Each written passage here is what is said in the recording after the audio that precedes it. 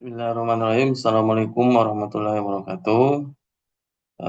Izinkan saya memperkenalkan diri. Nama saya Ridwan Pamunti Sukombong, NPM 211230117 dari kelas 21C.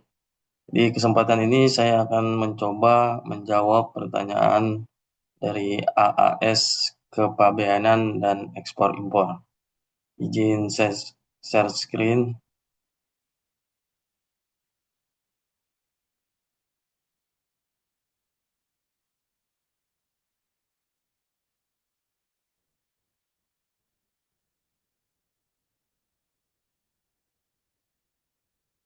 Baik, di sini mata kuliah kepabeanan dan ekspor impor dalam hubungannya dengan AAS kepabeanan dan ekspor impor.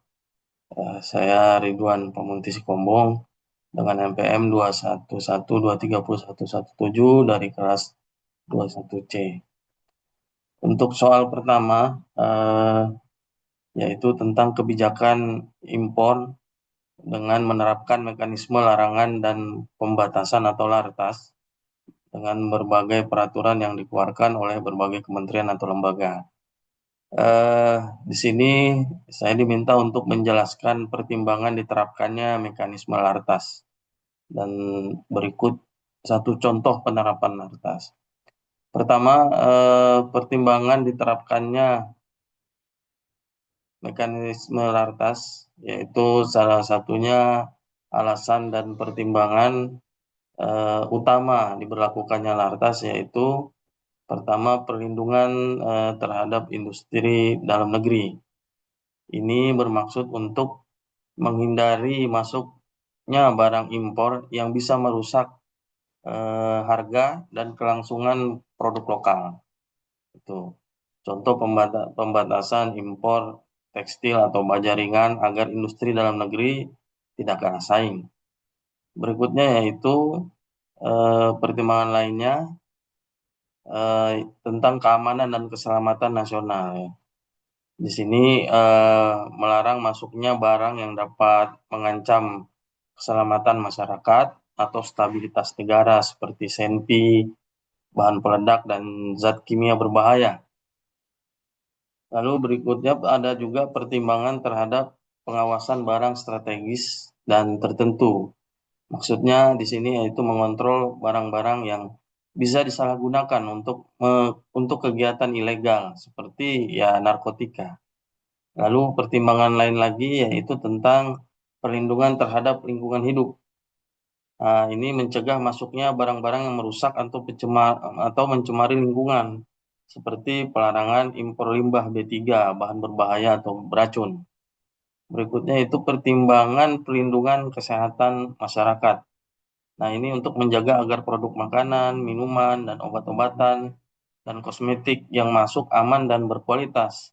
Seperti contohnya pembatasan obat ilegal atau makanan tanpa izin edar dari BPOM atau dari BPOM ya. Lalu yang terakhir yaitu pertimbangan pemenuhan kewajiban internasional, yaitu untuk mematuhi perjanjian internasional baik itu WTO, CITES dan sebagainya, seperti pelarangan impor satwa liar tertentu yang terancam punah. Lalu contoh penerapan LARTAS, salah satu contoh yaitu pembatasan impor produk hortikultura sayur dan buah, yaitu kementerian terkait Kementerian Pertanian, dasar hukumnya yaitu Permentan nomor 42 tahun 2019 tentang pengawasan pemasukan dan pengeluaran produk hortikultura. Di sini seperti kita contohkan impor buah dan sayuran, misalnya apel, jeruk, kentang, dan lain-lain, hanya bisa dilakukan oleh importir terdaftar dan dengan rekomendasi teknis dari Kementan, sehingga untuk impor ini terbatas, hanya yang memiliki izin saja yang dapat mengimpor hal tersebut. Tentu tujuannya adalah menjaga kualitas produk hortikultura dalam negeri, juga mencegah hama penyakit masuk ke Indonesia. Itu kesimpulannya dari LARTAS ini. Ada bukan hanya bentuk proteksi semata, tapi merupakan instrumen regulasi strategis yang bertujuan untuk melindungi masyarakat, industri, dan lingkungan, menjaga kepatuhan terhadap aturan nasional dan internasional, dan menciptakan iklim perdagangan yang sehat dan aman. Eh, Begitu tentang soal nomor 1. Kita lanjut ke soal nomor 2 tentang program digitalisasi prosedur ekspor impor yang menjadi salah satu target nasional. Sejak sebelum kedatangan sarana pengangkut sampai dengan keluar dari kawasan pabean dan juga sebaliknya, saat ini telah dikembangkan beberapa aplikasi dengan prinsip single submission. Di sini saya akan mencoba menjelaskan tentang single submission berikut dengan contoh aplikasi yang ada. Jadi single submission ini merupakan adalah sistem pelayanan terpadu. Sistem pelayanan terpadu satu pintu dalam proses ekspor impor yang memungkinkan pelaku usaha mengajukan permohonan perizinan dan dokumen ke berbagai kementerian lembaga hanya melalui satu platform elektronik secara terintegrasi. Tentunya dengan sistem ini, pengguna tidak perlu lagi mengurus perizinan ke masing-masing instansi secara terpisah, karena data dan dokumen yang diunggah otomatis akan diteruskan dan diverifikasi oleh lembaga terkait secara digital. Jadi ini memudahkan ya bagi pelaku usaha ekspor impor. Tujuan utama dari single submission ini yaitu pertama mempercepat proses ekspor impor, mengurangi birokrasi dan duplikasi dokumen, meningkatkan transparansi, efisien, dan akuntabilitas, juga untuk menurunkan biaya logistik dan transaksi perdagangan. Contoh-contoh aplikasi single submission ini pertama yaitu di sini INSW ya, atau Indonesian Nation Single Window, yang mana dikelola oleh lembaga Nation Single Window LNSW dari Kementerian Keuangan. Fungsinya yaitu mengintegrasikan data perizinan, dokumen kepabeanan, karantina, dan lembaga lain digunakan untuk pemeriksaan dokumen dan clearance barang ekspor atau impor. Ini bisa melalui website www.insw.co.id. Lalu yang kedua yaitu ada INATRADE atau sistem INATRADE yang dikelola oleh Kementerian Perdagangan RI. Fungsi untuk mengajukan surat persetujuan impor atau SPI dan surat persetujuan ekspor atau SPE. Ini INATRADE ini juga terintegrasi dengan INSW. Yang ketiga ada CEISA ya, CEISA atau Custom Access Information System and Automation, dikelola oleh Direktorat Jenderal Bea dan Cukai (DJBC). Fungsinya yaitu pengajuan dokumen, untuk pengajuan dokumen PPKB, PIB, PEB, dokumen pabean, manifest, dan sebagainya, mendukung proses ekspor impor yang paperless dan real time.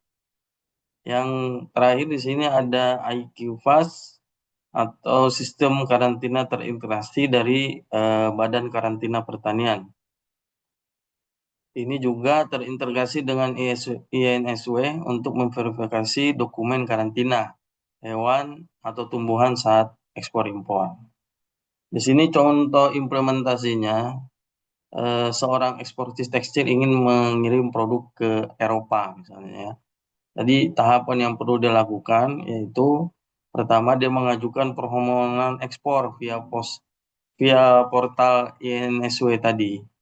Lalu di dalam portal ini dia dapat mengirimkan dokumen atau mengupload dokumen itu secara bersamaan ya.